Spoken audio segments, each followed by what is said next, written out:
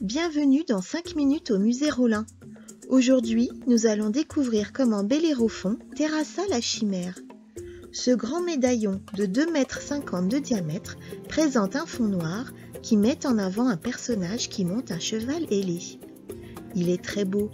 Ses cheveux et ses vêtements volent dans les airs. De sa main droite, il tient une lance qu'il enfonce dans la gorge d'un monstre. Ce monstre est composé d'une tête de chèvre, d'une tête de lion et d'une queue de serpent. C'est la chimère, ce monstre fantastique de la mythologie qui détruisait les campagnes en crachant du feu.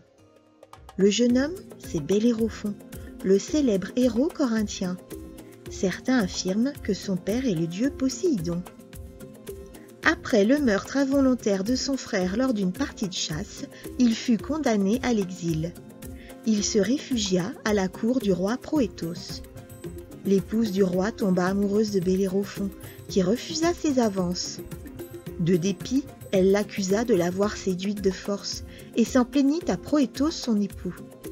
Ce dernier, qui ne voulut pas le tuer lui-même en versant le sang, l'envoya au roi Iobatès avec une tablette scellée. Sur la tablette était indiqué que Bellérophon devait périr. Iobatès offrit l'hospitalité au jeune homme en l'invitant à sa table pour partager le vin et la nourriture. Quand il découvrit la tablette au bout d'une semaine de festivités, il ne pouvait plus tuer Bellérophon.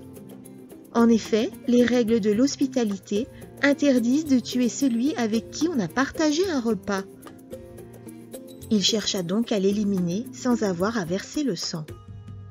Il lui demanda de débarrasser son pays de la chimère, persuadé qu'il ne survivrait pas à la lutte.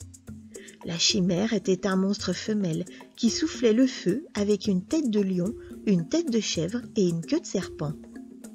Protégé par Athéna, qui lui permit de dompter le cheval ailé Pégase, il réussit à tuer le monstre en lui enfonçant une lance à la pointe de plomb dans la gueule. Le souffle ardent de la chimère fit fondre le plomb qui lui brûla les entrailles. Après de nombreux exploits et au sommet de sa gloire, Bellérophon entreprit de voler vers l'Olympe sur le cheval Pégase. Sa démesure déplut à Zeus, qui envoya un taon piquer Pégase. Le cheval rua en précipitant Bellérophon dans un buisson d'épines. Il devint aveugle et erra de pays en pays, plein d'amertume, jusqu'à sa mort. Cette mosaïque est en réalité le médaillon central d'un grand tapis de 100 mètres carrés. Ce sol ornait une grande pièce d'une riche demeure d'Autun, Augusto Dunum, à l'époque gallo-romaine. On trouvait dans le décor tout un réseau géométrique, accompagné de feuillages et de cygnes aux ailes déployées. Découverte en 1830, sa taille imposante pose des difficultés de conservation et de présentation. Elle est achetée finalement par le musée du Louvre en 1859. Elle est démantelée et stockée au musée de Saint-Germain-en-Laye. Il faudra attendre 2009 pour que le médaillon soit déposé à Autun et présenté au public.